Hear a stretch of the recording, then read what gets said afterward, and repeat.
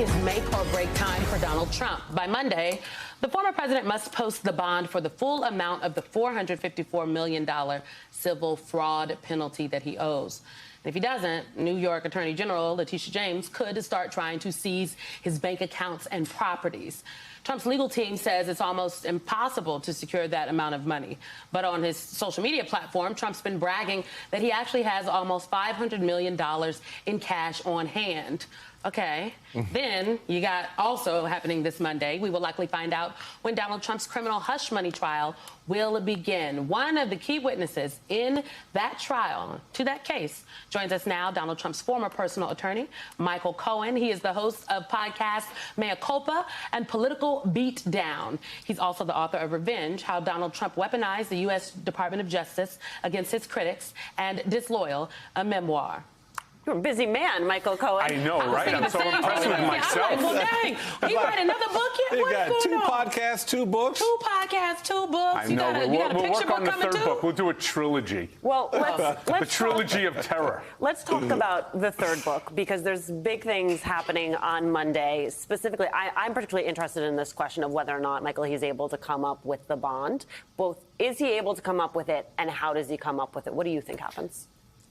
Obviously, nobody knows. It's a privately held company, and Donald, in one set, has his lawyers tell the judge he doesn't have the money. It is impossible to obtain a bond for that amount of money. But then he goes on his Untruth Social platform, and he starts bragging about how he has $500 million. Well, if that's true, sounds to me like there's a little perjury charge going on here, because you made a statement to the court that you have the money, you don't have the money. Is it a lie? Is it not a lie? With Donald Trump, you never know. But instead, assuming he has it, okay, Donald doesn't want to use his own money. No, he never wants to use his own money. It's the same way he said he was going to use his money for his campaign, and then he hasn't used money for his campaign 2016, 2020. Correct. You know, when we were running the 2016 campaign, and he was telling everybody, you know, I'm really rich, and I don't need anybody's money. I'm going to run this on my own. The next thing he was saying is, I don't want to spend any money. Let's go out and go raise money, which is, of course, what we ended up doing. So does he have this money? I'm sure he has some, and he has the ability to obtain. I don't think he has the ability to get $500 million. No way. He's going to need the help of people like some of these donors that they, you know, that are doing this $800,000 a person plate dinner. It's a lot of money. Better be a lot of food. He could use it. Better be, right? This is not all you can eat. It's one of those sort of things, $800,000 a plate. Even that is not going to get him anywhere near the amount of the bond. But, Michael, I want to play for you what Trump said in his deposition, the $400 million deposition in the Eugene Carroll defamation trial, what he had to say about money and being a developer. I don't need the money. You probably see the cash. We have a lot of cash, I believe. We have substantially in excess of $400 million cash, which is a lot for a developer. Developers usually don't have cash. They have assets, not cash. But we have, I believe, 400 plus and going up very substantially every month.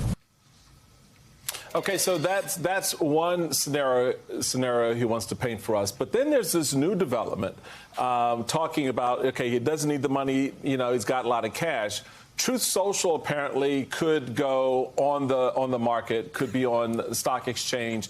That will, as some of the analysts are saying, will generate potentially a couple to $3 billion worth of value to him. Money he can't access, obviously, because of the prohibitions against selling the stock for 6 months after it goes public. But there is this space where you talk about Donald Trump getting cash that could potentially be available to him. Walk us through how that would work if, in fact, all of that plays out. And the fact is, he says, well, you know, developers don't usually have cash, but I have a lot of it. And seemingly, I guess this could do that for him. Yeah. As it relates to this, again, Untruth Social platform, there's really, what's the value to it? The fact that they want to make claims that it's worth $4 billion or $5 billion, and he is like 85% of the stock. wouldn't that stock be valued based upon its profitability? I understand that it's got like 15 million, users onto it. I mean, compare that to somebody like Taylor Swift, who has 120 million followers, 120 million. What is the profitability that they're making these statements that it's worth not just into the millions or the hundreds of millions, but into the billions of dollars? I don't buy it either. They're trying to hype up the stock the same way that they would do it for Trump Mortgage, Trump University, Trump Vodka, Trump Steaks, Trump this, Trump that. It's not worth anything. There's no profitability, and there's no future sight for that profitability either. I mean, who wants to go on to Truth Social?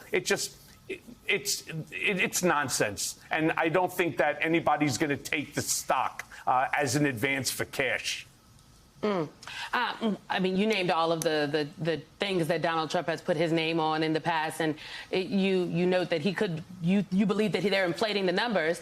Literally, that is what he is in trouble with Tish James in New York for doing, inflating his assets, lying about his assets to essentially defraud the taxpayers in New York. I want to turn to the other case that we have been watching, Michael, because you are a key part of that case. I'm talking about what's been known as the hush money trial.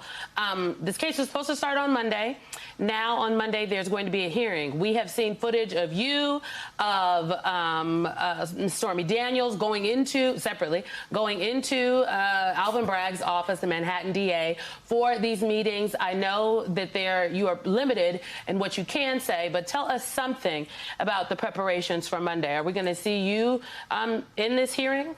So the hearing is about, of course, all of these late documents. And I'll tell you, I'm very angry about the whole thing. First and foremost, I have put in a request under FOIA 3 years ago.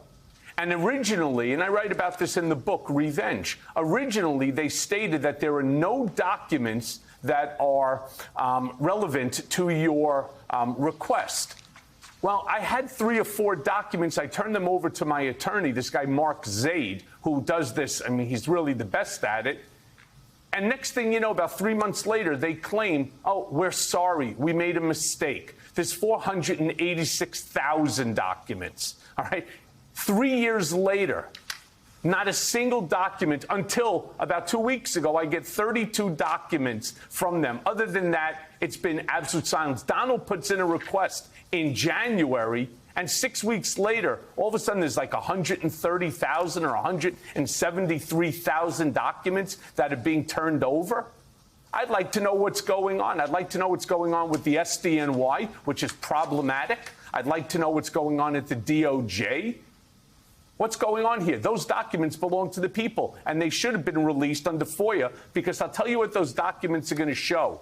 It's going to show that Donald Trump, through a willing and complicit, bloviated attorney general, went ahead, weaponized the United States Department of Justice, and unconstitutionally remanded a United States citizen. You know what is so interesting to me about one of the tacks that he has taken recently, Michael, I'm sure you've seen him out on the stump, calling all these cases, calling the New York case, calling the Georgia case, local cases, right? As if to say to American voters, don't worry about this. It's just a little thing that happened in Georgia. Don't worry about this. It's just a little thing that happened in New York. When there is connective tissue with all of them that has to do with the national stage and a national audience. And that is that, yes, we often refer to this as the hush money case as a means of differentiating it from the other election interference cases. But fundamentally, what we are talking about here is interfering with an election. Yet again. Yet again.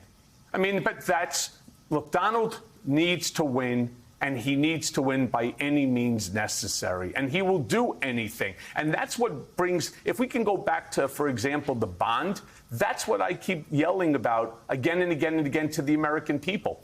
It's not about the money. It's not about whether he can or he can't. It's how does he get the money? Just imagine if, hypothetically, he gets it from one of the mega billionaires that's on there, like a Harold Hamm, who's worth $18.5 billion. How indebted is the president going to be to that individual? Worse than that is, what if, hypothetically, it's coming from a foreign entity? What if then it's coming from Vladimir Putin or Mohammed bin Salman or Viktor Orban? I mean, they could certainly make the payment for him. The United States' national security will be on the line because Donald will be indebted to that foreign entity. This is a real danger to all of us. Michael, why do you think that there is a tone deafness to what you just said, that there is a blind spot in the American public to some degree, but certainly with respect to other organs of the federal government, the judicial process, that Donald Trump has been able to manipulate these entities into basically getting and doing what he wants? That is to delay this process. And along the way, demonize individuals like yourself who are like holding up the document saying, read it, it's plain here, this is what's happening.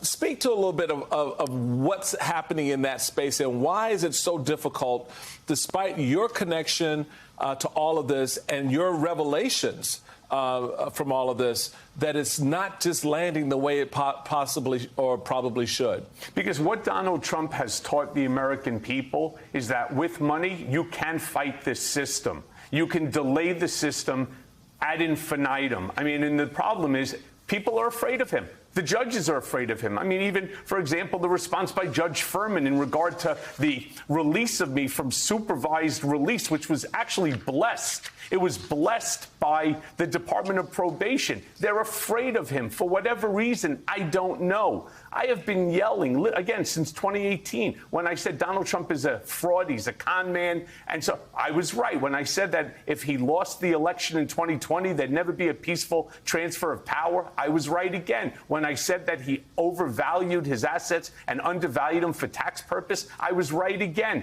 Why people don't want to listen, I don't know. We have to yell louder, right? We have to do whatever we can to inform as many Americans out there on the dangers that Donald Trump poses to American democracy, because he doesn't care about America. He never did and he never will. He cares about one person and one person only.